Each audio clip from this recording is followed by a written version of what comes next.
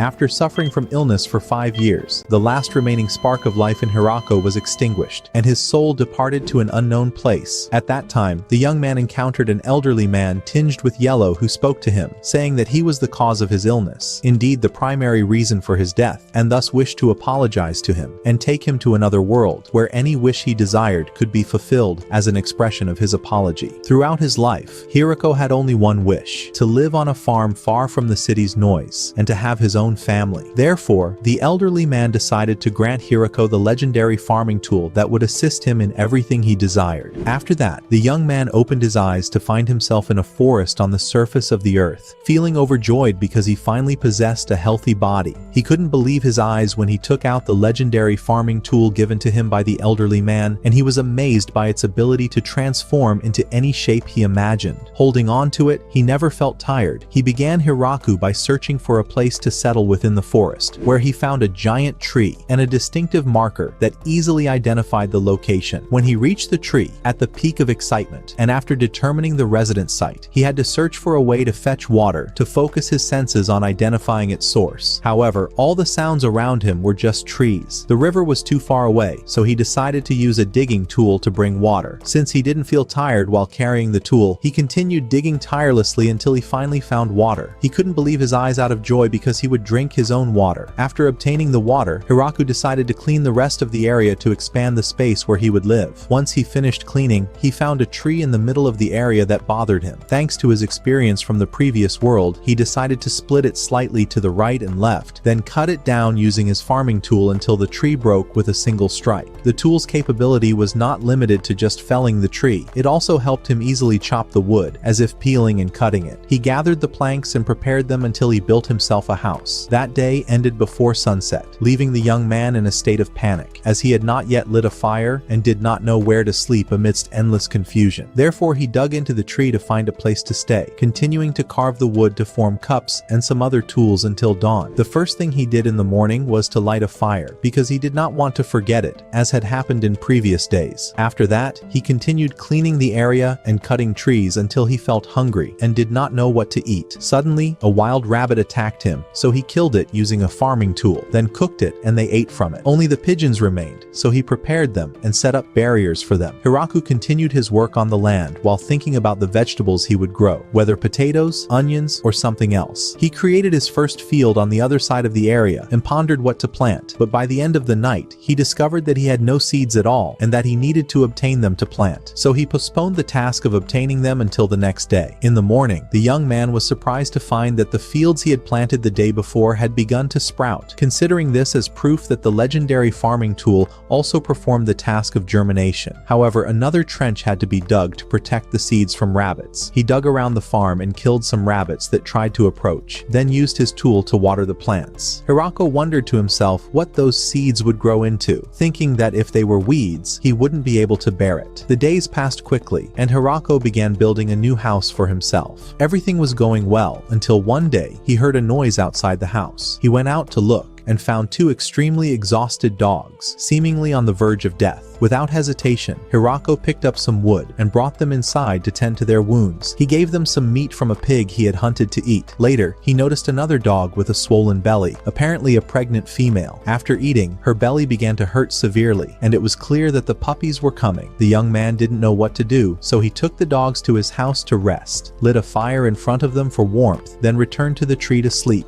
as the unlucky one is said to do. The next day, Hirako checked on the dogs and found they had given birth to 4 puppies. He rejoiced with joy and brought them a piece of meat to celebrate the mother's well-being. The days passed happily. The puppies grew and thrived, and Hirako continued building his second house. Meanwhile, the seeds began to sprout, and he was overjoyed when he turned his tool into scissors to harvest tomatoes. Then he realized everything. He had imagined those scenes in his mind while planting, and thanks to the tool in his hand, everything bloomed faster than any other crop. It was the tool known as the legendary farming tool. And so, Hirako's first month in the forest came to an end. Though exhaustion was evident on him, he was at the peak of happiness. His life continued steadily, and he learned many lessons during this time, like how to prevent potatoes from spoiling by burying them in the soil longer. And he also discovered the secrets of tree growth and their life cycles. Then he went outside his residence to plant some fruit trees for sweetness, and life was smiling at him as he played with the dogs he had raised. Everything was fine until winter arrived, and he began to think about how to cope with it. He imagined making a jacket from rabbit skins, but it didn't work out due to the foul smell, so he wondered what his true purpose was. Meanwhile, something called Zabuton appeared, a mythical spider who knew how to weave fabrics. The dogs had brought it along, and Hirako was overjoyed. The spider made some clothes, jackets, and heating items for him, easing his heart, and the winter passed peacefully. While Hirako sat inside sheltering from the cold, he often felt he missed someone to talk to and share his achievements with, so he pleaded with God to bless him with someone to live happily with. A few days later, the dogs found a small puppy in the forest. They took care of it and cried over it. Hiraku always turned to help the girl, but she attacked him. She began to suck a little of his blood, and her appearance changed as she grew.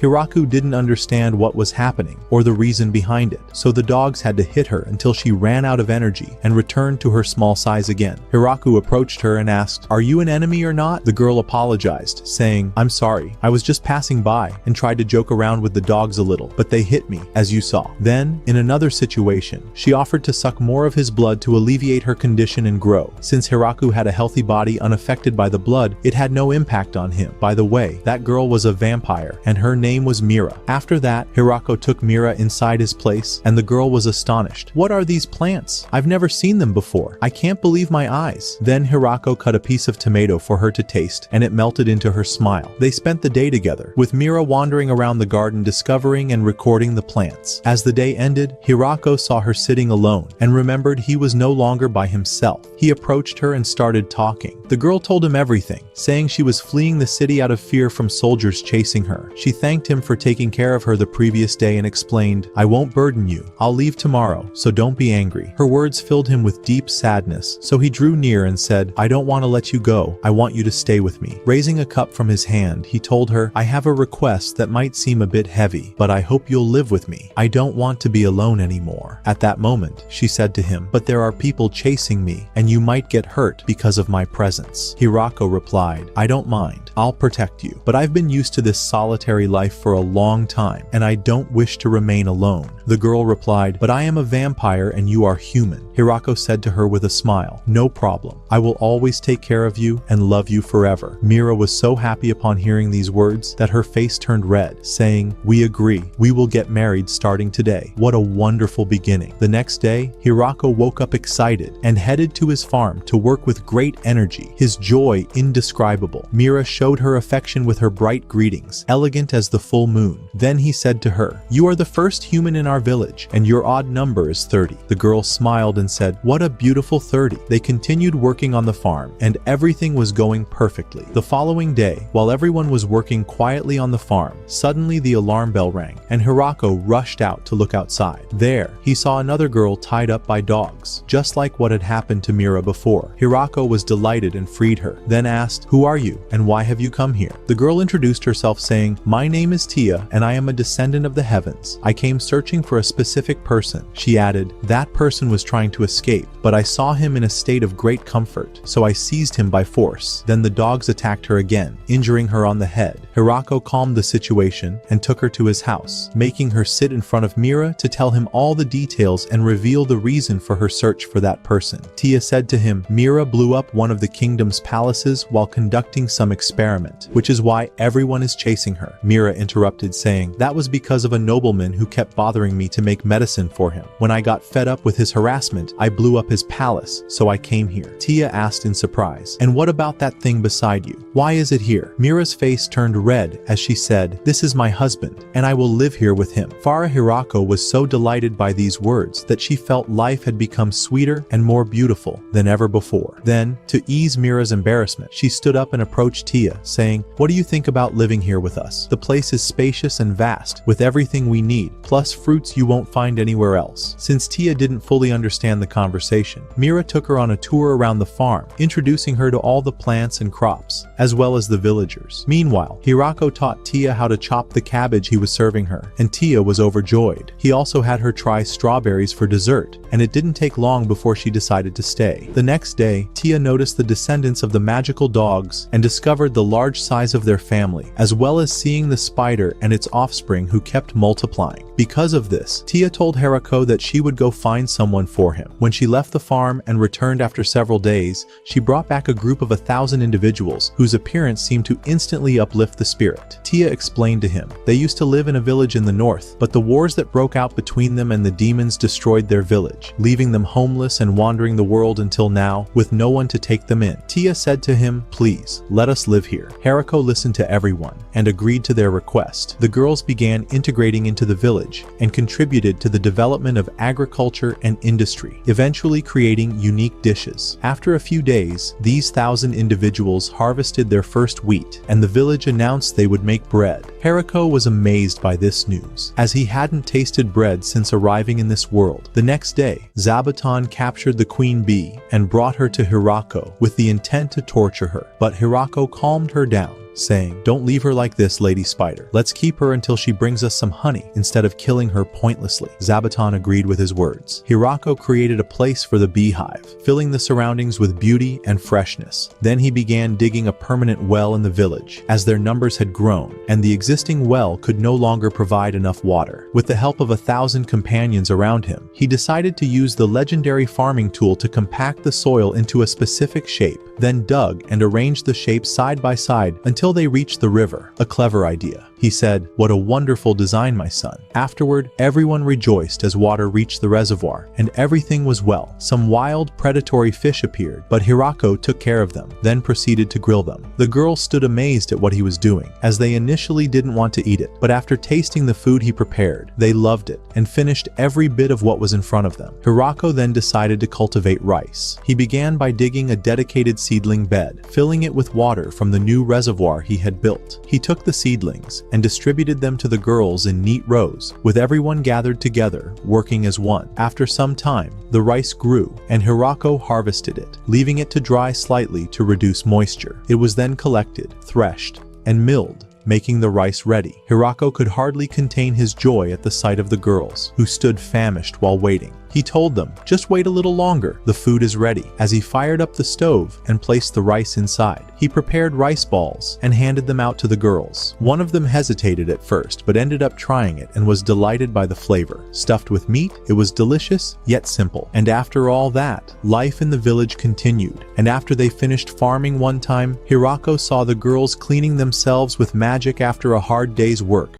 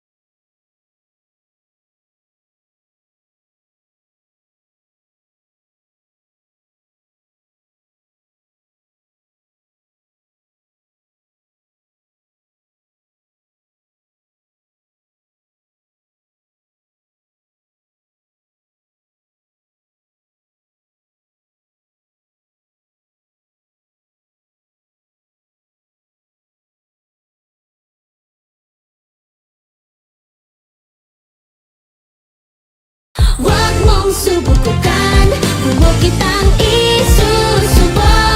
Sige, sige,